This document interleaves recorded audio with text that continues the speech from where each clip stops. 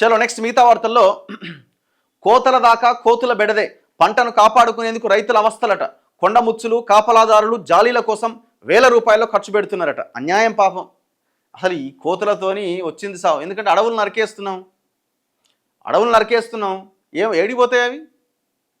మొత్తం జనాల మీదకి వస్తున్నాయి.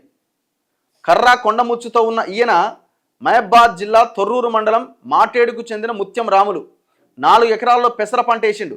చేనును కోతుల గుంపు పాడు చేస్తుండడంతో నెలకు 3000 చెల్లించి కొండముచ్చును అద్దెకు తెచ్చుకున్నాడు. చూడు కథ. అద్దెకు తెచ్చుకొని దాన్ని పెంచుతున్నాడు. ఎందుకంటే కోతులు పోవాలంటే కొండముచ్చులు కావాలి. నిర్మల్ జిల్లా మామడ మండలం చందారంలో రైతు నాగరాజు 25,000 పెట్టుబడి పెట్టి 2 ఎకరాల్లో మొక్కజొన్న పంట వేసిండు. అనుకూలమైన వర్షాలు పడడంతో సకాలంలోనే కంకి దశకొచ్చింది. అయితే పొత్తులకు విత్తులు వచ్చింది మొదలు వానరాలు స్వైర విహారం చేసినాయి.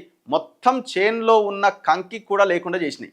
వెతికి మరీ తినేసినాయట. గత్యంతరం లేక కర్రలను కోసి పశువులకు వేస్తున్నామని రైతు ఆవేదన వ్యక్తం చేస్తున్నాడు. ఎంత అన్యాయం చూడండి పాపం.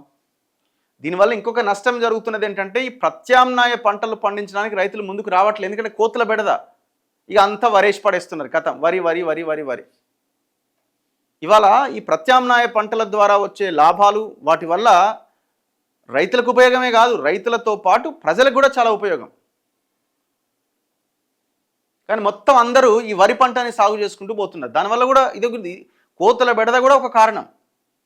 ఇప్పుడు ఆ రైతు ఏం చేస్తాడండి పాపం? ఇప్పుడు మొక్కజొన్న అంతా తిని పడేసినాయి. అవి గుంపే వచ్చి కథం ఒకటే రోజుల కథం అయిపోతాయి అవి. ఇక మళ్ళీ నువ్వు వాటిని అక్కడి నుంచి పంపించడం కూడా అసాధ్యం. ఈ పప్పు దినుసులవి కానీ పండ్లవి కానీ ఇవన్నీ ఎట్లేస్తారు? రైతులు వేయరు.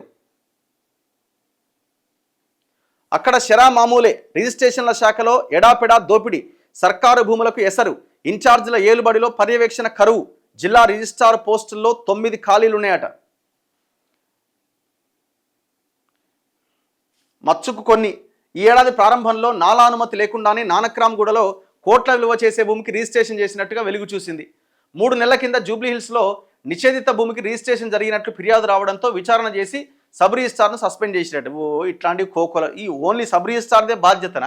పైన సీసీఎల్ఏ నుంచి కింది దాకా మొత్తం దొంగలే అంతా. 90% వాళ్ళే ఉన్నారు.